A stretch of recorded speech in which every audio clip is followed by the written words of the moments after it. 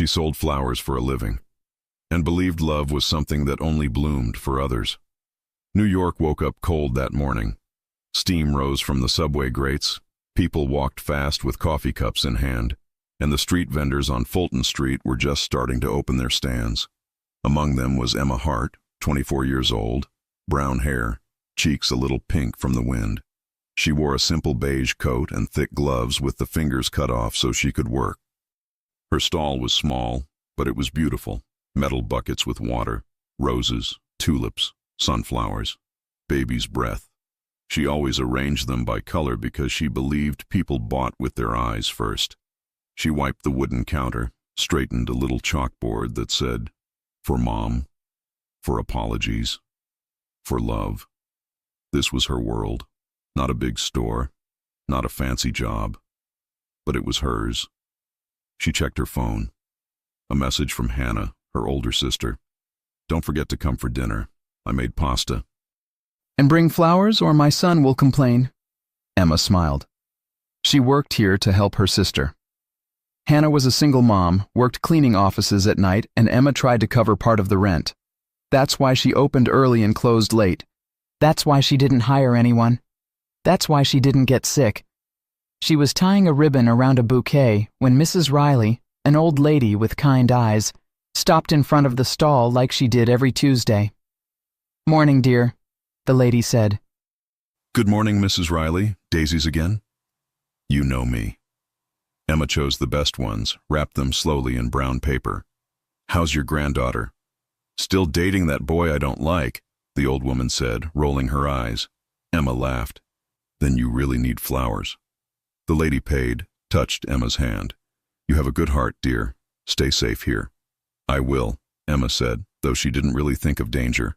She thought of bills and of Saturday rain ruining the flowers. Danger was for other people. Around 10 a.m., the street got busier. Delivery guys, office people, a couple arguing, a group of tourists. Normal New York movement. Then the street seemed to pause.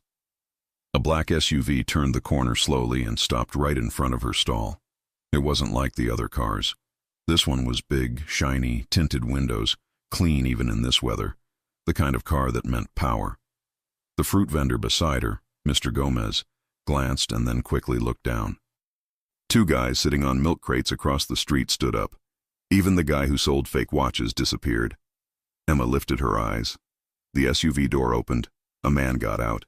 He was tall, broad shoulders, dark hair cut in a clean style, black coat, tailored, expensive, well-shined shoes that did not belong on that sidewalk. He didn't look around to see who was watching. He knew people were watching. He walked toward her stall with calm steps, hands in his pockets. Another man in a gray suit got out behind him, scanning the street, clearly security. Emma's heart sped up for no logical reason. He wasn't yelling. He wasn't threatening. But something about him said, "This man is used to being obeyed." He stopped in front of the flowers. For a moment he just looked at them. Really looked. Like he wasn't in a hurry. Emma swallowed and did what she always did. "Good morning," she said, voice soft. "Can I help you pick something?" He looked at her. His eyes were green, not bright, not fake. Deep green, intense, the kind of eyes that saw too much. His jaw was strong, his hair slightly messy from the wind, but everything in him said control. "Yes," he said, "you can." She picked up a bouquet. "These are fresh. They opened this morning. If it's for a gift, I can—" "It is," he said, "but not in the way you think." She blinked. "Oh, is it for an apology? I can put white lilies with—" He cut her off, not rude, just decisive. "I want the flowers. And you." Silence. The street was loud, but she didn't hear it. The world narrowed to her, him and the bucket of roses between them. Her mouth parted in surprise. "I'm sorry?" He didn't repeat. He just watched her reaction like he was testing her. Other women might giggle, others might flirt. Emma laughed nervously. "I don't think I'm for sale," she said. That made his lips curve. "No," he said low. "You're not." He reached into his coat and placed a black credit card on the counter. "For all of them," he said. She stared at him. "All of them? You heard me. Sir, that's too much. I can't sell you everything. I have regulars and—" "Then order more," he said simply. He didn't even look at the machine when she totaled it. He just typed his PIN and waited. "Name for the order?" she asked out of habit. "Lorenzo," he said. She typed it, eyes widening a little when she saw the last name appear on the receipt. Moretti, Italian, rich, important. Something in her memory clicked. She'd heard that surname on the news. Not often, not in detail, but enough to know it wasn't a regular businessman. The man in the gray suit stepped closer. "Boss, we're late." "Boss?" Emma pretended not to hear, but her heart did. Lorenzo looked around the street, as if checking if someone was watching him with her. Then he lowered his voice. "You work here alone?" "Yes." "That's not safe." "This neighborhood is fine," she said, trying to sound confident. "I've been here for 2 years." He studied her. Not the flowers, not the stall. Her. He noticed the cheap gloves, the little crack in her phone, the tiredness under her eyes. He noticed the way she smiled even when she was nervous. "You shouldn't stay late," he said. "I have to. I close after dark." "Then close earlier." She raised her brows. "Are you ordering me to?" He shrugged lightly. "I'm suggesting." "Well," she said, lifting her chin, "you may buy all my flowers, but you don't own my stall." He liked that. It showed in his eyes. "Not yet," he said, almost amused. She blinked again. "Excuse me." "Nothing," he said. "Just keep the doors locked, and if someone bothers you—" He took a black card from his wallet, a different one. No name, just a number. "Call this." She stared at the card. "What are you, some kind of businessman?" The man in the gray suit hid a smile. Lorenzo didn't. He leaned slightly over the counter so only she would hear. "I'm someone people don't say no to," he said. "But for some reason, I don't mind when you do." And with that, he turned and walked back to the SUV. He didn't rush. He didn't look back to see if she was watching. Of course she was. When the car drove away, Emma stood there, holding the card, heart pounding, trying to understand what had just happened. Mr. Gomez appeared beside her. "You know who that is?" he whispered. Emma shook her head. "That's Moretti," he said, eyes wide. "You don't mess with that family. They own half the docks." "The docks?" she repeated, confused. "Yeah. Import, export, nightclubs, restaurants. People say, more." He lowered his voice. "Better stay away, Emma." Stay away. She wanted to. But that afternoon, she kept looking up, expecting to see the black SUV again. It didn't come. She closed late that night. The sky was dark, the streetlights buzzing, cold wind pushing against her coat. She was counting the last bills when 2 men came from the side alley. "Hey, sweetheart," one of them said. He wore a beanie and a dirty jacket. "You done for the day?" "Yes," Emma said, wary. "We're closed." "Yeah, we saw." The other one had a scar across his eyebrow. "This is your stand?" "It is. And I already paid the—" "This is a different payment," the first one said, stepping closer. "This block is under protection now. You want to keep selling, you pay." She straightened. "I don't need protection." He laughed.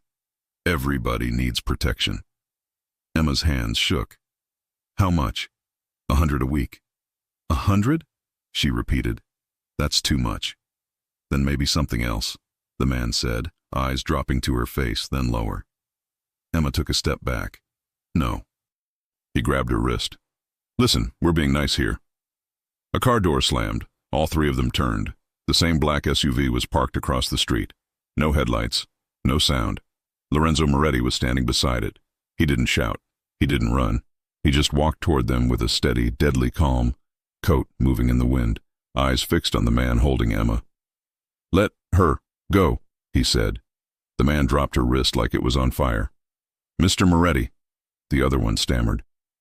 We didn't know she was—" "She is now," Lorenzo said. He didn't raise his voice. That made it worse. We're just collecting. Not here, Lorenzo said. Not from her. Not from anyone on this side of the street. You want to work? You talk to me first. The men nodded quickly, backing up. Yes, sir. Sorry, sir. Go, he said. They ran. Emma stood there, breathing fast, hand on her chest. Lorenzo turned to her. His eyes softened immediately, like he had two versions of himself, and she got the gentle one. Did they hurt you? No, she said, voice shaking. You didn't have to do that. Yes, he said.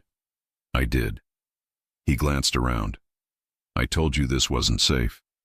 Her eyes filled with tears, not because of the men, but because of the mix of fear and relief. Why do you care? She asked. You don't know me. He looked right at her. Sometimes, he said, you see something clean in a dirty city, and you don't let anyone touch it. She stared at him, not knowing what to say. He was a mafia boss. She knew it now.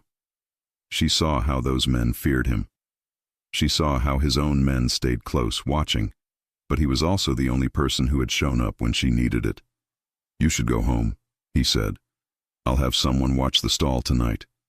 You don't have to. I want to. He walked her to the corner, keeping a respectful distance, hands in his pockets like always. Her steps were small, his were long, but he slowed down for her. Do you live far? He asked. Just over that bakery. He looked up, examined the building. Second floor? Third. He nodded. I'll have a car nearby for a few days. She stopped. Lorenzo, I can't pay you. He turned to her, expression unreadable. Then he leaned in just a little. I didn't ask for money, he said. I asked for your time. My time? A coffee, he said. Tomorrow, across the street, noon. She hesitated. I work. I know, he said. I'll buy all your flowers again if that's what it takes. She couldn't help it.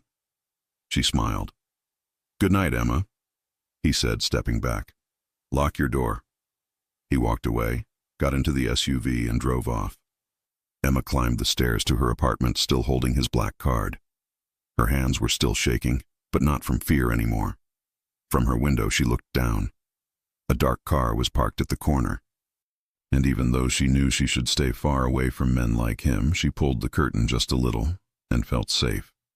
For the first time since she opened that stall, she went to sleep with the door locked and with a mafia boss's voice echoing in her mind. I want the flowers, and you. The next day, the city looked the same. Gray sky, restless noise, rushing people. But for Emma Hart, nothing felt the same. She kept glancing at the corner of the street where the black SUV had been parked the night before. It wasn't there this morning, and that should have made her feel better. It didn't. Every sound made her turn her head. A car door, a voice, footsteps. Her heart still remembered that man's voice. Sometimes you see something clean in a dirty city, and you don't let anyone touch it. She hated that it replayed in her mind. She hated that part of her wanted to see him again. By 11, business picked up. She was busy wrapping roses for a young man buying flowers for his girlfriend when it happened. That same quiet shift in the air. The voices around her dimmed just a little. The rhythm of the market slowed. She didn't even have to look up. He was there. Lorenzo Moretti. He stood across the street, coat open, tie slightly loose, watching her stall like he owned the ground beneath his feet. His driver waited by the SUV, but Lorenzo walked over alone. Emma's stomach tightened. She told herself to stay calm, to act normal, but the second their eyes met, her breath caught. You didn't call, he said, stopping in front of her. I didn't need to, she replied, tying a ribbon around the bouquet. He tilted his head, amused. 2 men grabbed your arm last night. That's fine to you? I'm still standing. That's not the point, he said softly. You shouldn't have been alone. I've been alone my whole life, Mr. Moretti. I'm used to it. Call me Lorenzo. I'd rather not, she said quickly. It sounds dangerous. His smile was small, but real. It is. She handed the bouquet to the young man, who paid quickly and left, glancing nervously at Lorenzo as he passed. Emma looked back at him. "You scared him." "Good," he said. "Men should be a little scared around you." She frowned. "That's a strange thing to say." He didn't explain. He stepped closer instead, scanning the stall like he was checking for threats. "Do you have cameras here?" "Cameras? No. Why would I?" "Because you should," he interrupted. "Last night wasn't random." Emma crossed her arms. "What's that supposed to mean?" "It means someone sent them." Her heart skipped. "You think they knew about you? About me?" "I think I've made enemies," he said. "And some of them like to test boundaries." She stared at him, unsure whether to feel protected or terrified. "And now I'm a boundary?" His voice dropped. "You're something they noticed because I noticed you." She looked away, uneasy. "You should stop then." "I can't." He said it so simply that she didn't know what to answer. When she didn't speak, he added, "You don't have to be afraid of me." "I'm not afraid," she said, though her pulse betrayed her. "Just confused." He leaned on the counter, close enough for her to see the light stubble on his jaw, the tiny scar near his eyebrow. "Confused about what?" "About what you want from me." He met her eyes for a long, quiet moment. "Coffee." Emma blinked. "What?" "You owe me one," he said, straight-faced. "I bought all your flowers." She laughed, shaking her head. "You didn't have to do that." "I know," he said, "but I wanted to." He glanced at his watch. "You have a break soon?" "I don't take breaks." "You do now." "Are you always like this?" she asked, half smiling. "Just decide things for people?" "Only when I'm right," he said, and before she could argue, he nodded toward the cafe across the street. 10 minutes. Then he walked off. Emma stood there, staring after him, completely unsure why her hands were shaking. Mr. Gomez from the fruit stand leaned toward her. "You're really going with him?" "I'm not," she said quickly. "Good," he said, "because people who go with him don't usually—" "Don't finish that sentence," she said, cutting him off. But inside, she wondered what he meant. 10 minutes later, she found herself walking toward the cafe anyway. Lorenzo sat by the window, back straight, hands folded, a small espresso cup untouched in front of him. He looked like a man from another world dropped into this one. And yet, when he saw her, he smiled. Not polite, not cold, real. "You came," he said.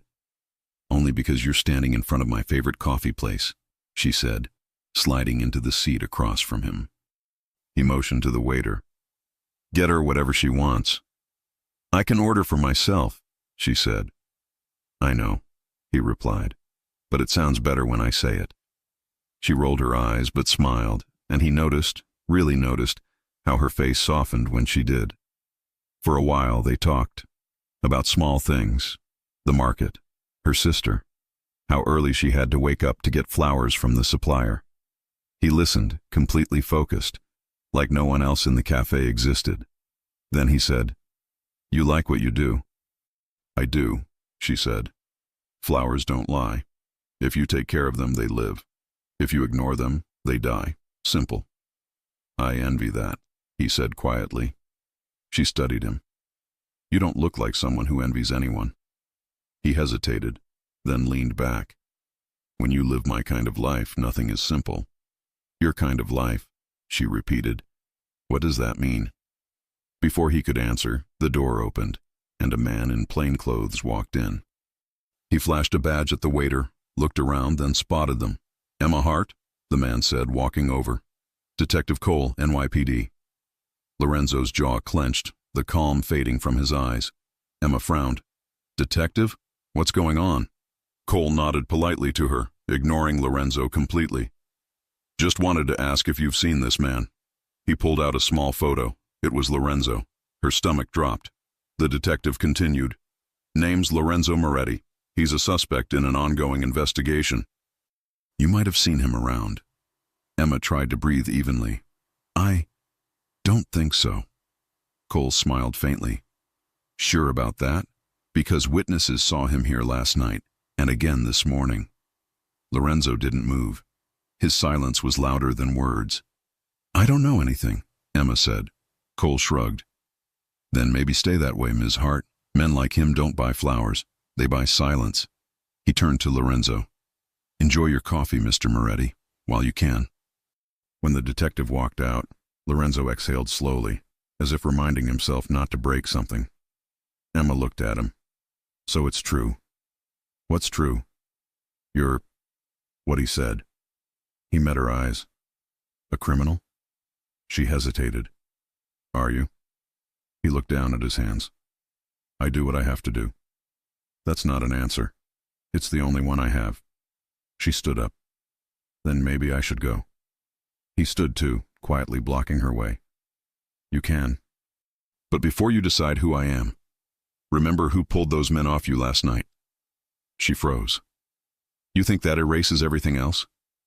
"No," he said softly. "It doesn't erase anything. But it means you're safer with me than without me." "I don't want to need your protection," she said. "Then don't call it that," he said. "Call it my problem." She stared at him, torn between fear and something she didn't want to name. "Why are you doing this?" she asked. He hesitated. Then, almost too quietly, "Because I haven't thought about anyone in years, and now I can't stop." Her chest tightened. She didn't answer. Couldn't. He stepped aside, letting her pass, but as she walked by, his voice stopped her. "Emma," he said. She turned. "Tomorrow," he said. "Don't walk home alone." "Why not?" He gave her a look that sent a chill down her spine. "Because someone else might be watching now." That night she couldn't sleep. She kept replaying everything. The cafe, the detective, Lorenzo's words. She sat by the window, looking out at the dark street. And then she saw it. A black car parked by the curb, lights off, silent. Her heart raced, but she didn't move. She knew it was him. He wasn't threatening her. He was guarding her. She should have been angry. She should have called the police. But instead she whispered to herself, "You're impossible, Lorenzo Moretti." The next morning, when she arrived at the stall, a single red rose lay on the counter.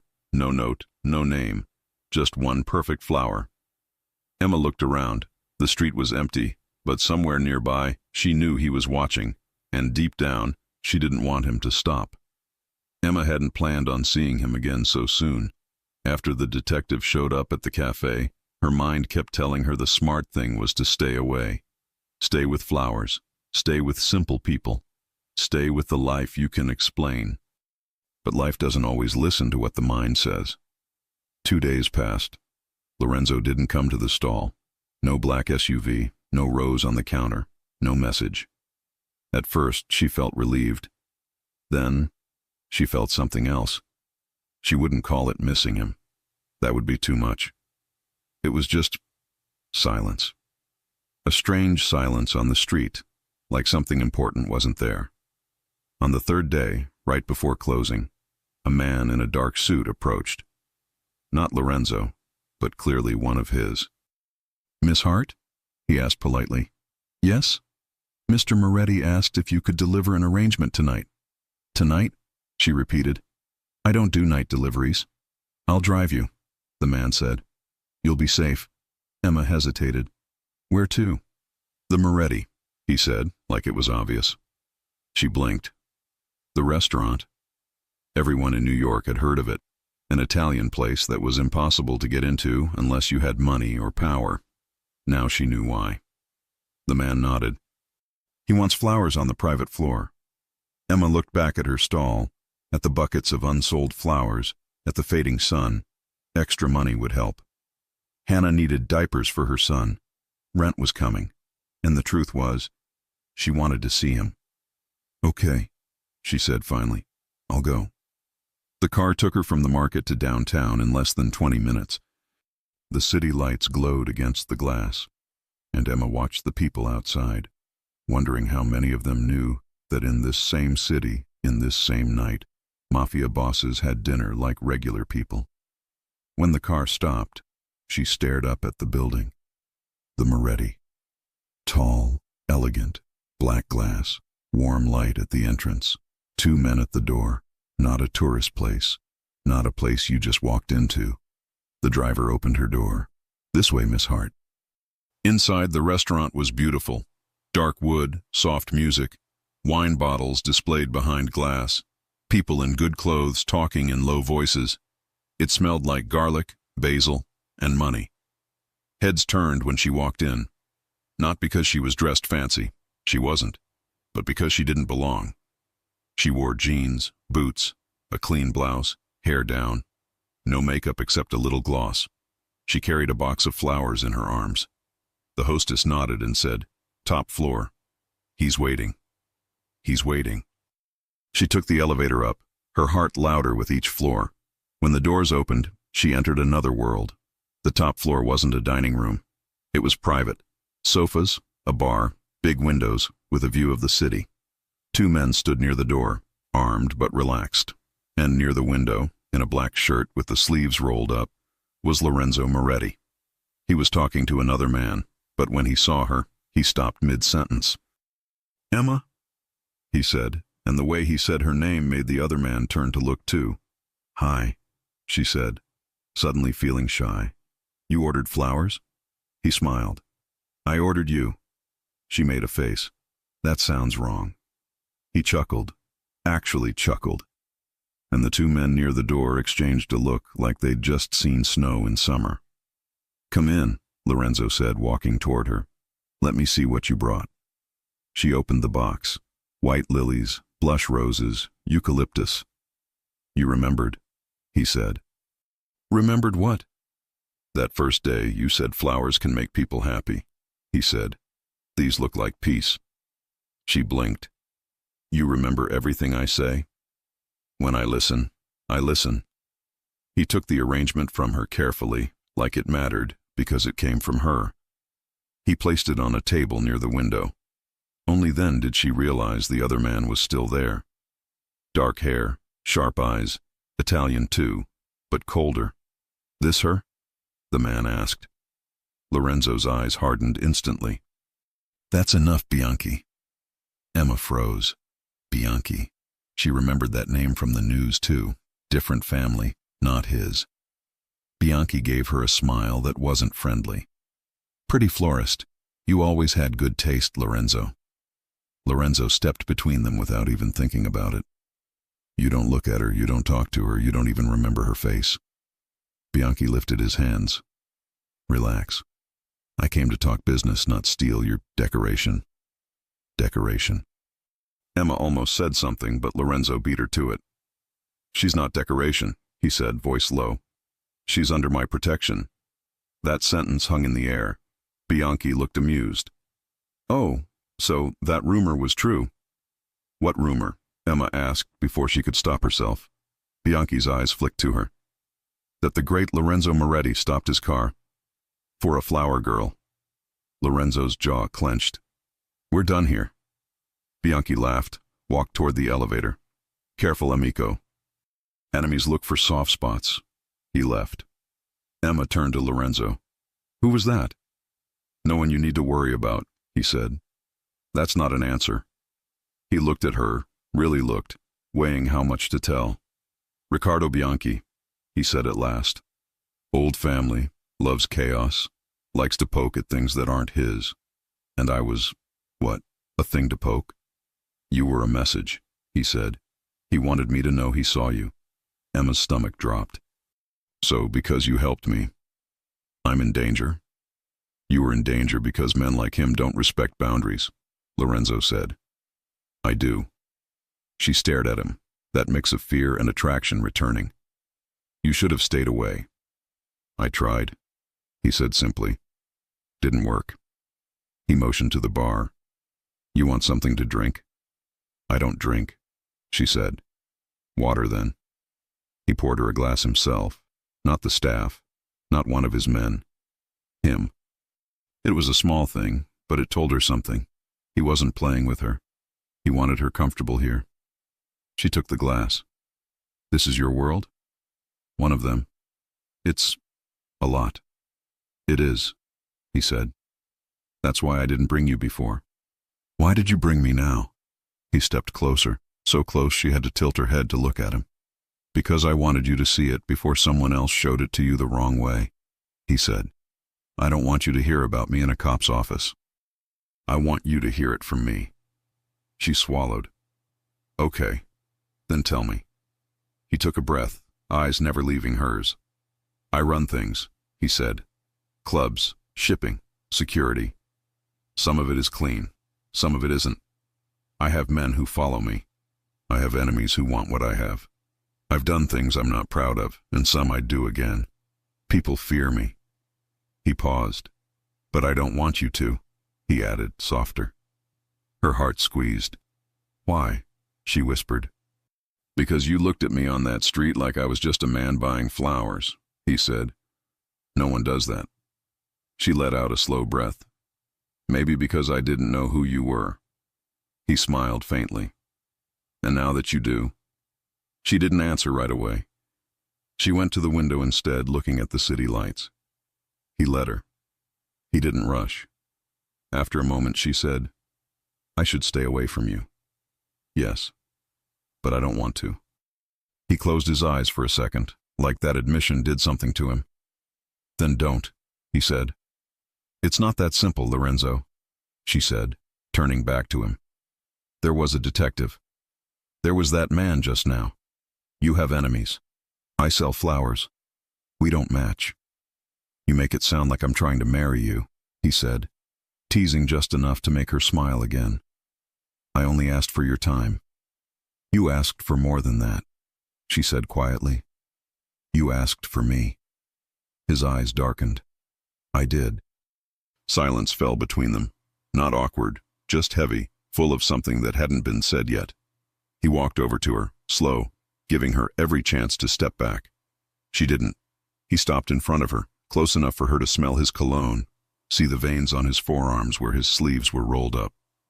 "Emma," he said, her name almost a caress.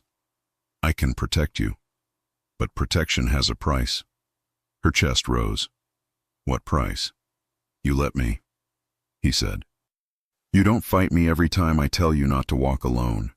You call when something is wrong. You don't hide from me. That's control," she said. "That's keeping you alive," he said. "In my world, those two things look the same." She looked up at him, eyes shining. "And what do I get?" He leaned even closer, his voice dropping. "You get me." Her heart pounded. She could feel the warmth of him, the tension, the restraint. He wasn't touching her, but every part of him wanted to. Her gaze dropped to his mouth. His eyes followed hers. For a moment, the city outside didn't exist. It was just a Mafia boss and a florist in a private room, both pretending they could stay away. He lifted his hand slowly, giving her time to stop him. She didn't. He touched her cheek, thumb brushing her skin, gentle for a man like him. Emma's breath hitched. "You're shaking," he murmured. "I'm not used to this," she whispered. "To what?" "To a man like you looking at me like that." "How am I looking at you?" "Like I'm special." His gaze softened. "You are." That was almost the moment. Almost the kiss. Almost the point where she would have let herself fall. But the elevator dinged. Lorenzo pulled his hand back immediately, jaw hardening, eyes going cold again. The switch was instant. Vince, the right-hand man, stepped out. "Boss, we've got something." Lorenzo didn't take his eyes off Emma. "What?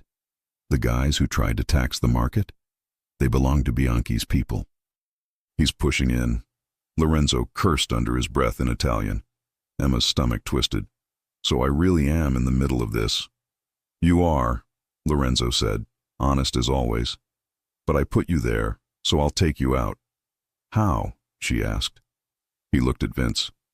"From tonight on, 2 men stay on her block. No one approaches the stall.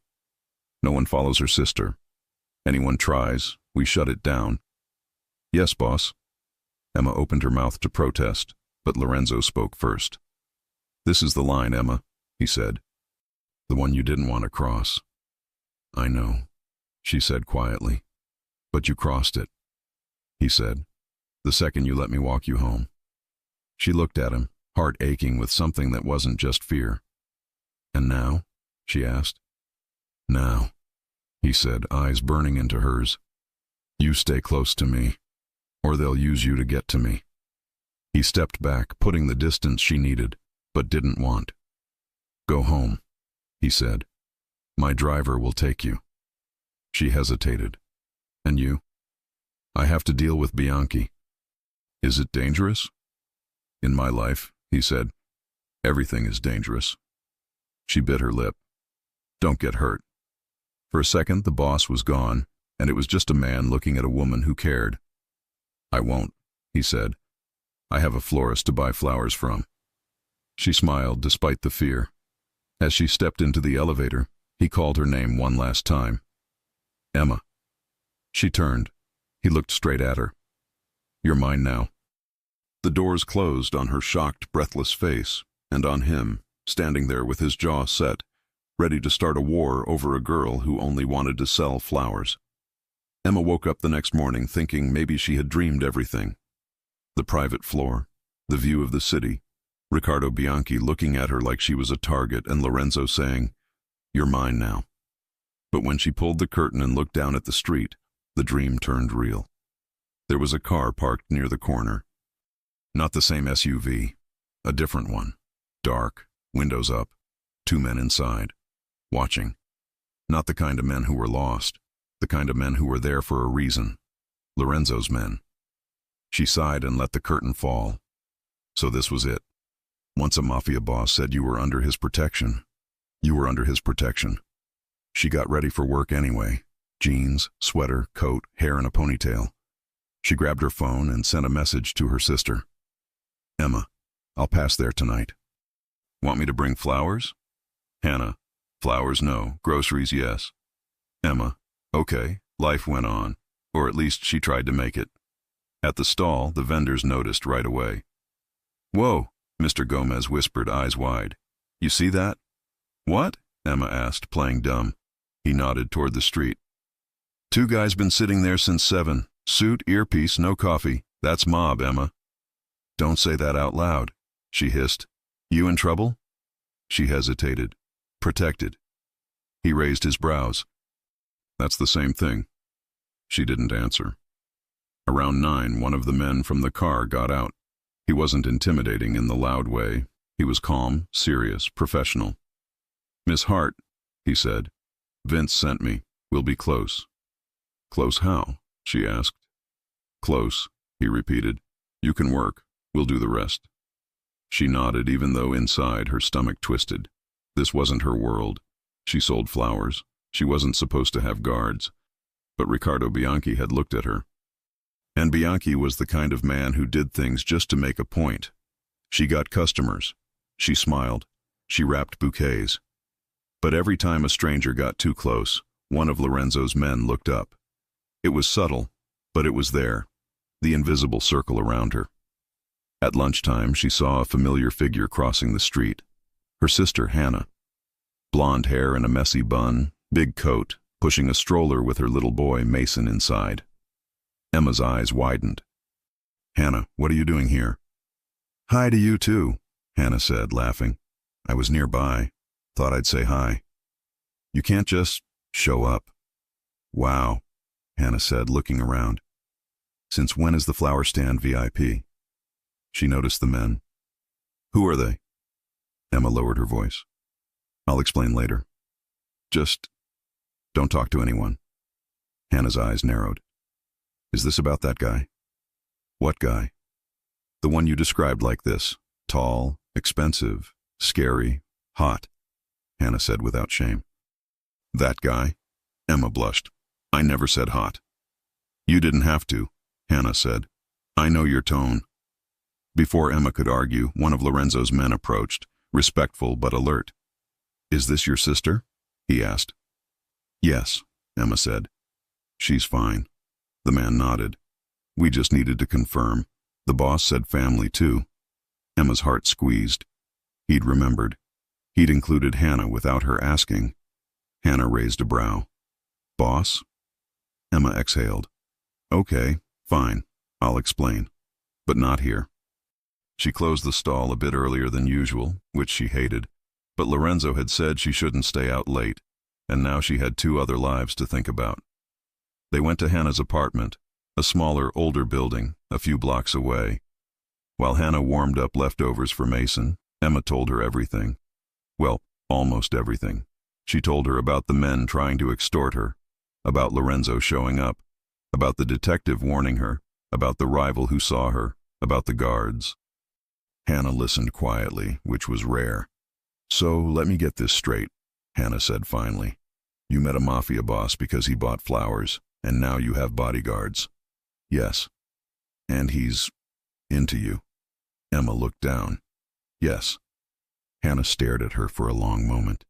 "And you're into him?" Emma covered her face. "I don't even know him, hon." "You know enough," Hannah said. "You know he shows up. You know he protects.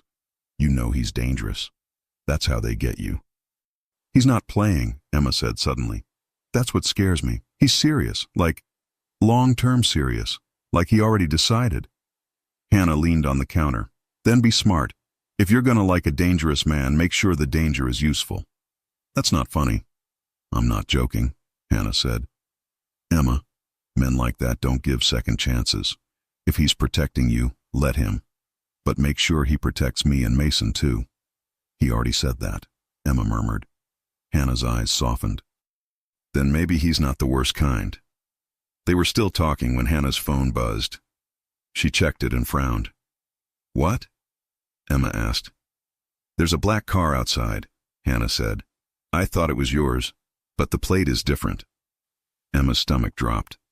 She went to the window. There was indeed another car. Not Lorenzo's, not the one with his men.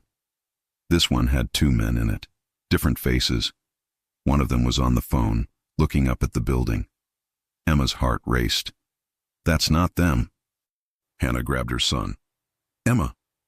Emma pulled out Lorenzo's black card with the number. She called. He picked up on the second ring. "Emma."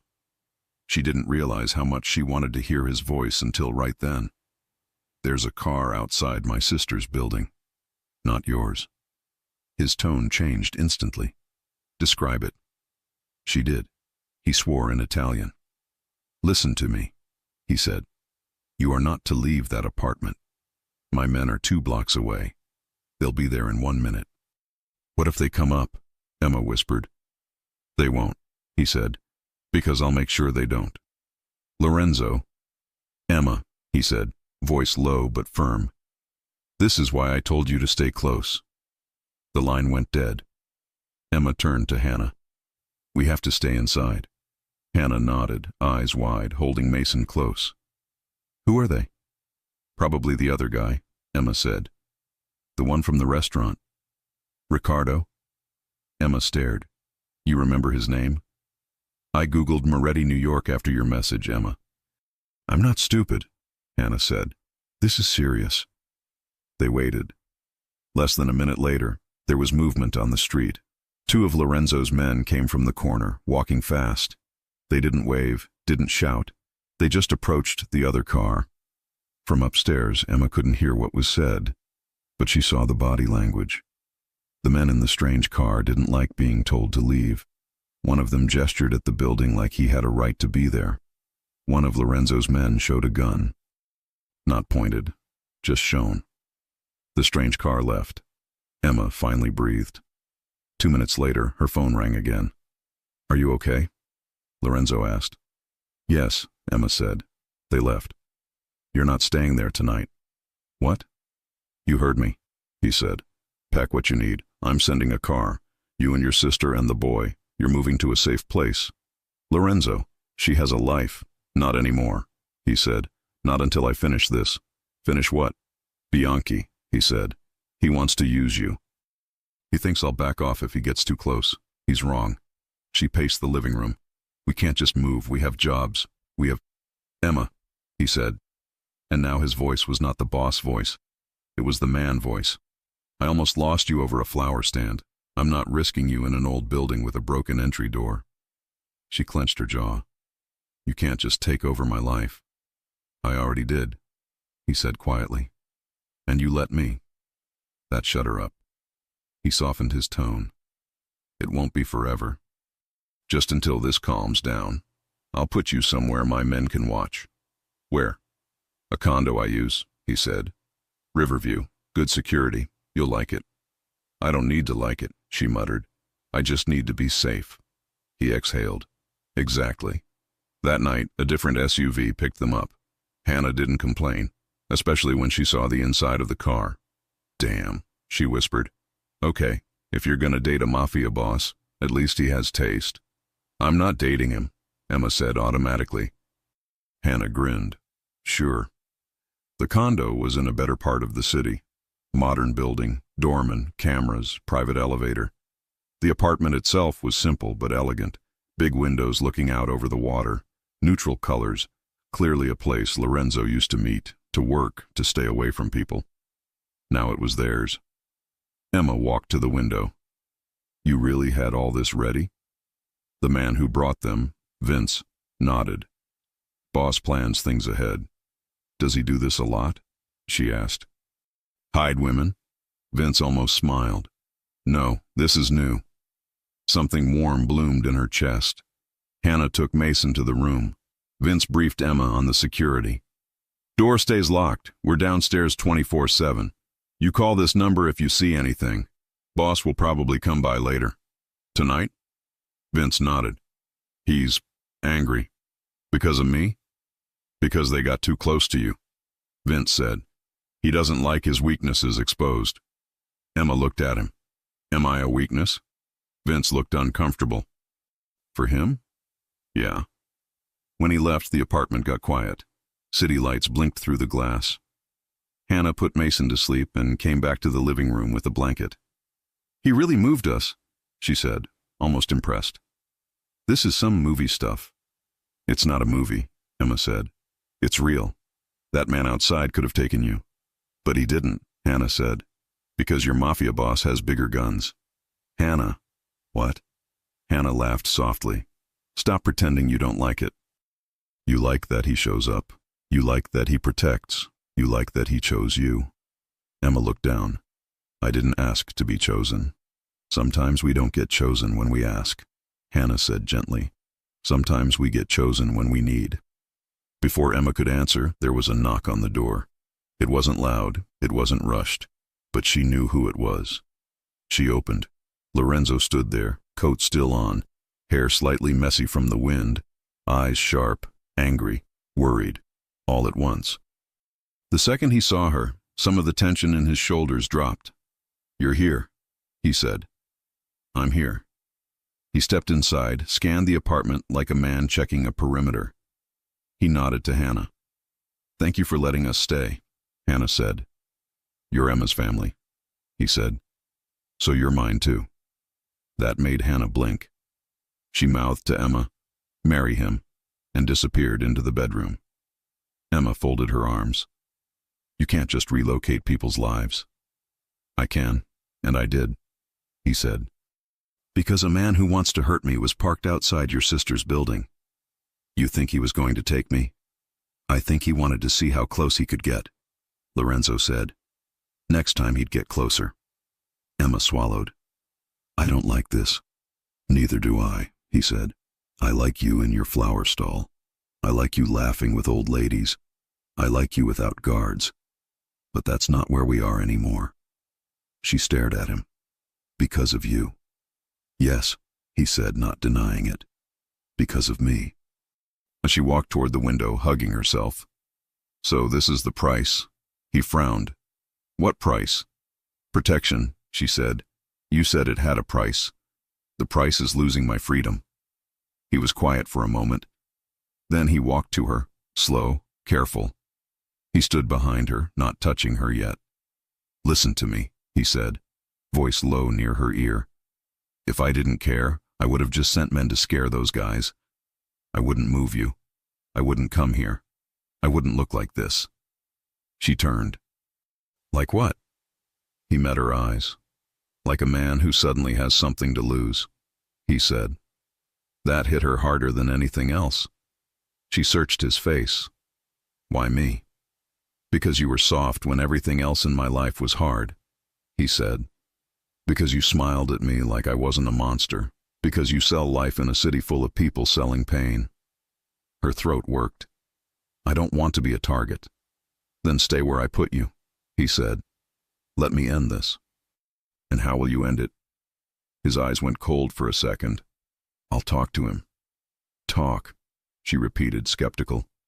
In my language, he said. She didn't push. She didn't want details. She just wanted to know if he'd come back. Will you be okay? He actually smiled just a little. You're in a secure building guarded by my men, and you're asking if I'll be okay? Yes, she said. Because if you're not, then all of this was for nothing. He looked at her like that answer pleased him more than anything. He lifted his hand, and this time he didn't stop himself.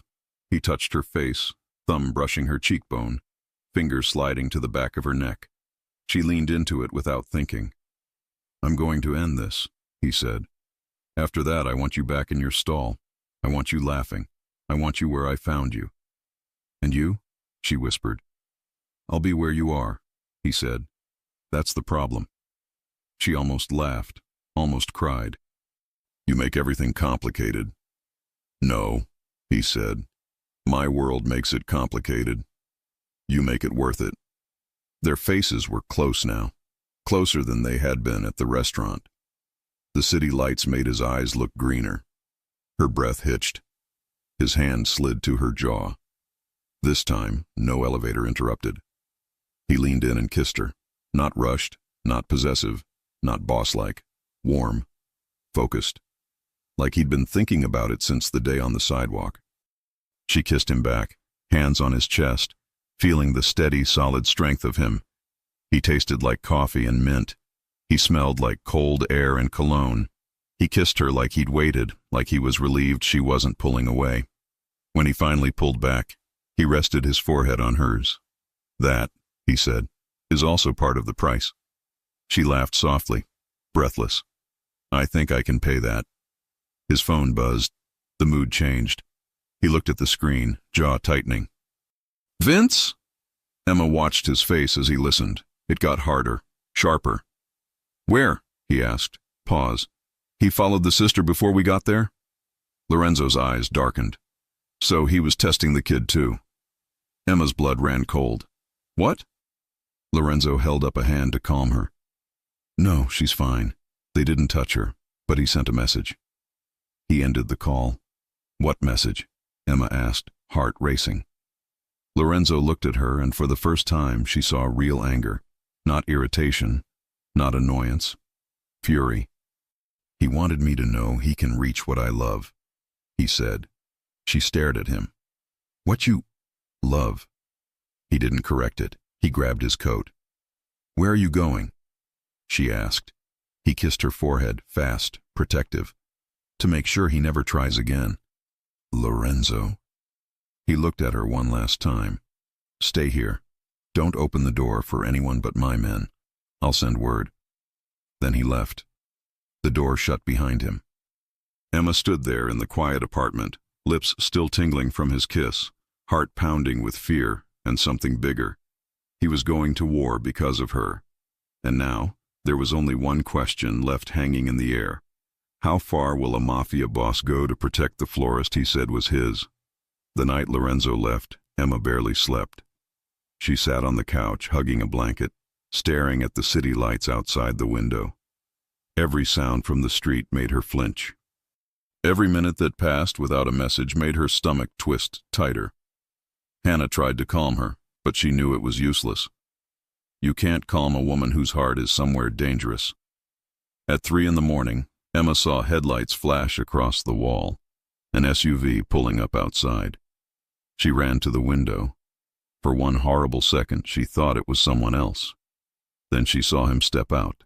Lorenzo. Alive. She didn't realize she was crying until he walked in and saw her.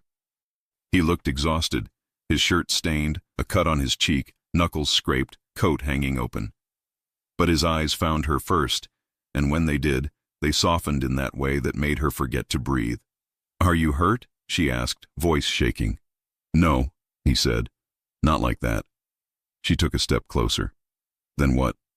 It's done, he said. He won't touch you again. What did you do?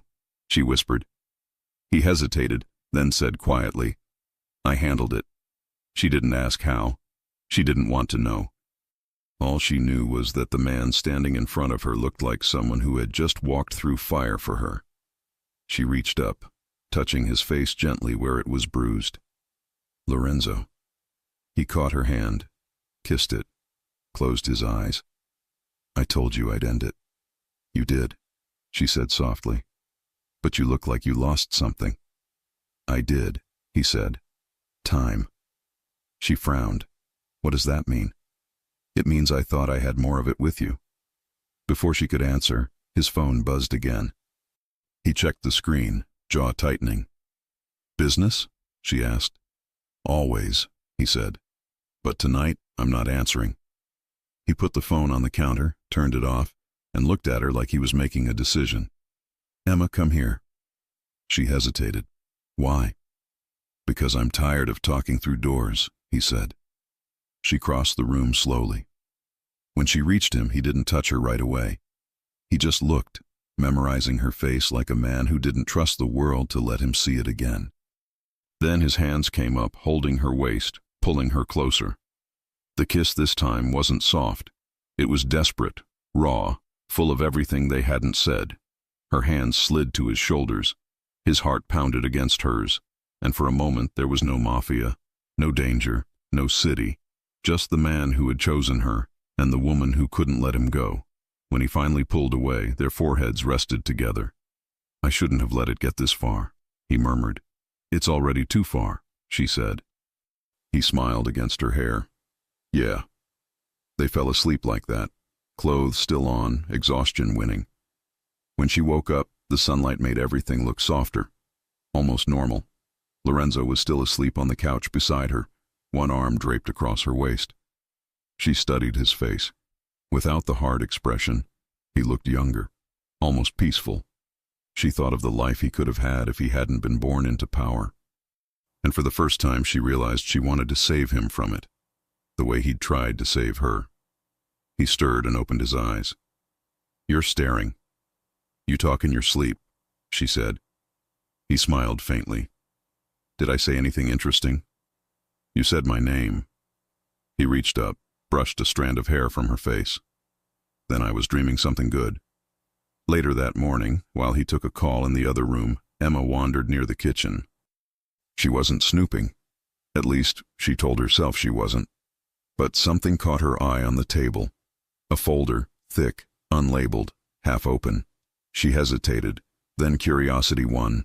Inside were pages, printed, her name at the top of one, her address, her sister's, old bills, photos of her stall, even one of her walking Mason home from school. Her throat tightened. She flipped through more pages, background check forms, bank statements. The first time she'd met him, he already knew all of this. The world seemed to tilt under her feet. She stepped back, trying to breathe. The noise from the other room, his low voice on the phone, grew distant, muffled by the ringing in her ears. He walked in just as she was still holding the folder. Lorenzo froze. Emma, he said slowly, put that down. Her hands trembled. What is this? Information, he said carefully. For your safety. My safety? She said, her voice rising. You knew where I lived before you even asked my name. I had to, he said. No, you wanted to. You wanted control. That's not... You tracked my sister, she said, eyes filling. Her building, her job. There are pictures of her son, Lorenzo. He stepped closer, voice low but firm. Because they could have used them to reach you. You don't get to decide what's mine, who's mine, or how close they can get, she cried. You don't own me. He closed his eyes, fighting to keep calm. That's not what this is. Then what is it? She asked, shaking. Tell me what this is, because right now, it feels like I fell in love with someone who never gave me a choice. That word, love, hung between them, heavy and real. Lorenzo opened his eyes. Emma, I didn't do this to trap you. I did it to protect you. By lying, I never lied. You hid the truth. He exhaled. Yes, because I knew the second you saw what I was capable of, you'd run. And you were right, she said softly. I should have. Her voice broke. He reached for her hand, but she stepped back. Don't, she whispered. Just don't. He froze, every part of him wanting to go after her but knowing he shouldn't. Emma, he said quietly, you're angry because I didn't trust you, but you're safe because I didn't trust anyone. Safe? She said bitterly. I'm locked in a place I didn't choose, watched by men I don't know. My life's not mine anymore. He took a breath, trying again. You're alive. That's not the same thing. Silence. Then softly he said, I don't know how to be anything else, Emma. I don't know how to love without control. She looked at him, eyes glistening. Then maybe you shouldn't love me at all. Those words hit harder than any bullet ever could. He stepped back like she'd actually struck him. For a long moment he just looked at her, the woman who had turned his world upside down. And then he nodded once. I'll give you space, he said quietly. But I'm not walking away. He turned and left the apartment. The door clicked shut. Emma stood there, breathing hard, trying not to break. That night, the place felt emptier than ever. Hannah noticed immediately. What happened? She asked. Emma didn't answer. She just sat on the couch, staring at the window. He did something, Hannah guessed. Tell me. Emma told her everything, the folder, the surveillance, the control, the argument. Hannah listened, then said, He's not wrong, Em. Emma turned to her, shocked. What? He shouldn't have done it behind your back, but he's right about one thing. You're alive because he's 3 steps ahead of everyone. That's how he survives. Emma shook her head. That's not love. Maybe not for you, Hannah said, but maybe for him it is. Hours later, Emma sat alone again. She didn't expect him to come back. She told herself she didn't want him to. But when the door clicked open quietly around midnight, she looked up anyway. He stood there, eyes tired, coat damp from rain. He didn't speak right away. He just took off his gloves and set them down slowly. I can't sleep knowing you're angry with me, he said. I'm not angry, she said quietly. I'm hurt. He nodded. I deserve that. Why did you come back? To tell you something before it's too late. She waited. When my father was alive, he said, he used to say that trust was weakness, that love made men soft. He died in a warehouse because he trusted someone who smiled at him. Emma's chest tightened. I grew up believing he was right, Lorenzo continued. That control was safety. That distance kept you alive. And then you came along and I realized maybe he was wrong. She stared at him, tears forming again. He stepped closer, slowly. I didn't check your background to own you, Emma.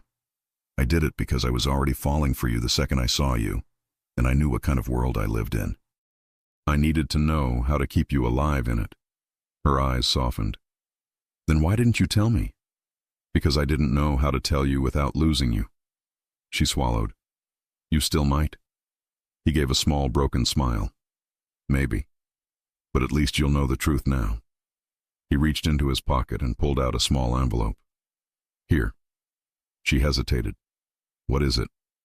Your stall, he said. Paid for 6 months ahead. The rent, the license, all of it. It's yours. No one can touch it. She stared at him. You didn't have to do that. I wanted to, he said. You told me once you just wanted to open a real shop one day. I found one. It's small, but it's yours when you're ready. Her breath caught. You really listened. I always listened, he said.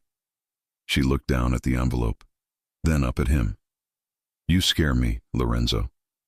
I scare everyone, he said. No, she whispered. Not like that. You scare me because you make me want to believe you. He stepped closer again. Then believe me. She searched his eyes for a long moment.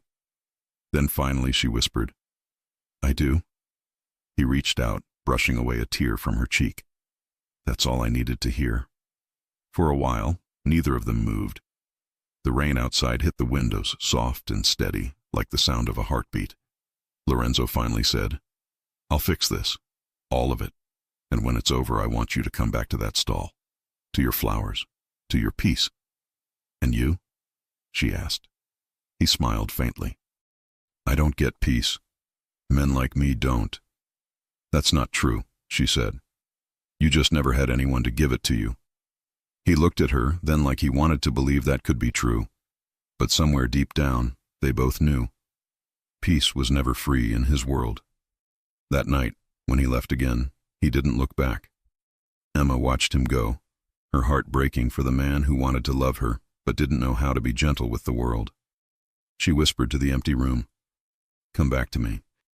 Outside, in the rain, Lorenzo got into his car and told Vince, "It's time." "Time for what?" Vince asked.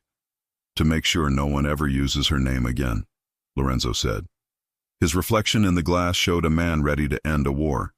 And while Emma tried to sleep, the city around them braced for what came next. Because Lorenzo Moretti was done defending. He was about to attack. The city didn't know a war was happening. On the surface, New York kept moving. Cabs, coffee, office people, tourists. But in the parts of the city that didn't show up on travel guides, people felt it. Doors staying closed, men making phone calls in Italian, cars following other cars, businesses pretending nothing was wrong. Emma didn't see any of it. Lorenzo had made sure of that. For 2 days she stayed in the condo with Hannah and little Mason. Lorenzo texted, short messages, nothing incriminating. "I'm fine. Stay inside. Almost done. Almost done." She held on to those words. At night she would stand by the window, looking out at the water, wondering where he was, wondering if he was safe, wondering if she would get a knock on the door at 2 a.m. saying he wasn't coming back. She didn't want to think like that, but loving a man like him meant thinking like that. On the third night around 9, Vince came upstairs. "Boss will be here soon," he said. Emma's heart leapt. "He's okay?" Vince nodded. "Better than the others." It wasn't a joke, it was a fact. Emma sat on the couch, trying to look calm. Hannah stayed in the bedroom, giving them space. The apartment was quiet. Then she heard footsteps in the hallway. The door opened. Lorenzo walked in. He was alive. She stood up so fast the blanket fell from her lap. He looked tired. There was a bruise high on his cheekbone, a cut on his lower lip. His knuckles were bandaged. He had changed clothes, but the way he moved told her he'd been in something heavy. But his eyes, those green eyes, were on her. Only her. "It's done," he said. She ran to him. He opened his arms and she went right into them. No hesitation, no shame. He held her tight, hand at the back of her head like he'd been waiting to do that since he left. She breathed him in. Rain, Cologne, city, Lorenzo. "You came back," she whispered into his chest. "I told you I would," he said. She pulled back just enough to look at him. "What happened?" He didn't lie. "Bianchi made a move. I made a bigger one. He won't bother you again." "Is he gone?" Lorenzo said simply. "And his people know who runs this city." She swallowed. "Did the police—" "Cole was there," he said, a hint of a smile playing at his mouth. "He saw who was attacking who. I think he realized I was cleaning up his mess. So we're safe?" "For now," he said. "As safe as you can be with me." She cupped his face gently. "I don't care about safe. I care about you coming home."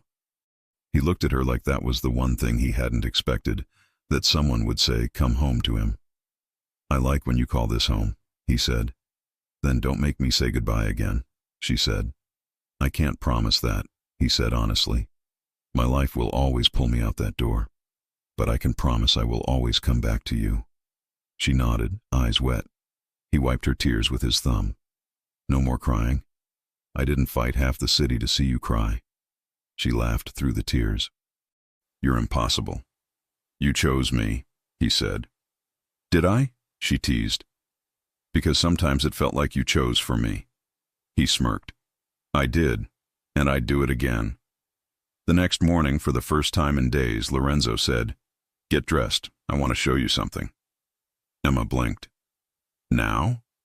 Now. He drove her himself.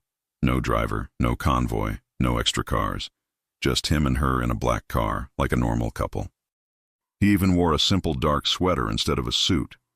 But even like that, he still looked like a man people didn't say no to. They drove to a quieter part of the city, where the streets had more brownstones and less noise. The car stopped in front of a small commercial space on a corner. Big glass front, clean sidewalk, sunlight spilling through. There was a paper taped to the door that said leased. Emma stared. Lorenzo. He got out, walked around, opened the door for her. Go see. She stepped out slowly, like she was afraid it would disappear. The inside was empty. White walls, wood floor, a little counter, a back room that could be a stock room. It smelled new. It looked like potential. She turned to him, eyes wide. You didn't. I did, he said. You bought this? Yes. For me? For us, he corrected gently. You'll run it. I'll make sure no one ever taxes you again. No one touches your door. No one stands outside. No one even parks wrong in front of it. This is yours.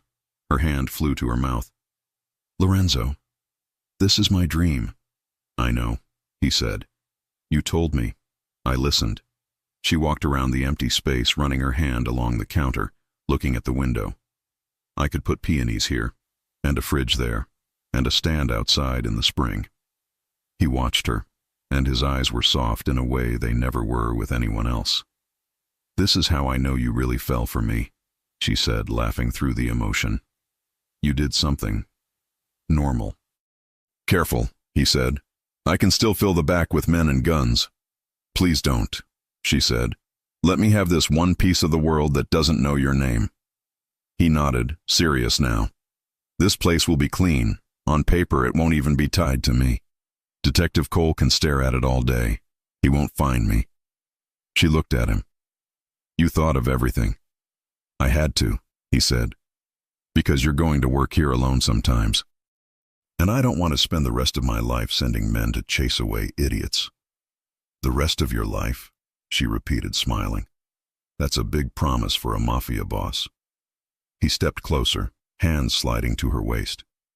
I don't make promises I won't keep. She placed her hands on his chest. Then say it. He knew what she wanted, but he wanted to say it his way. He looked around the empty shop. The future she didn't think she'd get because she fell in love with him. And then he looked back at her. And softer than the first day, without the arrogance, without the shock value, he said, I want the flowers, and you. This time she didn't laugh nervously. She didn't look away. She said, then you can have both. He kissed her in the empty shop, sunlight around them, the city outside moving on, not knowing a Mafia boss was choosing a florist over a war. They opened the shop a month later. It wasn't a big party. That would attract attention. It was just her, Hannah, Mason running around with a tulip, and Lorenzo standing in the back in a dark coat, looking like a bodyguard who'd gotten lost in a flower store. An old lady walked in and said, These are beautiful. Thank you, Emma said, glowing. She's the best florist in the city, Lorenzo said from the back. The old lady looked at him. Husband? Emma blushed. Friend? Lorenzo's eyes gleamed. For now. Emma shot him a look that said, don't start, but the truth was, she liked the sound of that. She liked the idea of being his for real, not just under protection. That night when they closed the shop, he stayed to help her, rolling down the metal gate, turning off the lights. You know, she said, for a man who said he couldn't give me a normal life, you got pretty close. He leaned on the counter, watching her tidy up. I said I couldn't give you a quiet life. I never said I couldn't give you a happy one. She looked at him. Are we happy, Lorenzo? He didn't even pause. I am. She smiled. I am too. He straightened, walked to her slowly. Then we protect this. We? She teased. Not just your men? He shook his head. No, we. She liked that answer. He kissed her again, Slower this time, no rush, no fear of someone interrupting. His hands were warm on her back, hers slid up his shoulders. He deepened the kiss just a little, enough to remind her he wasn't a regular man in a flower shop. "Come home with me," he murmured against her lips. She chuckled. "Which one?" He smirked. "The one where I sleep." "Then yes?" Outside, across the street, a car sat idling. Not an enemy. Not Bianchi. Not the police. Just Detective Jason Cole. He watched the couple lock up the shop.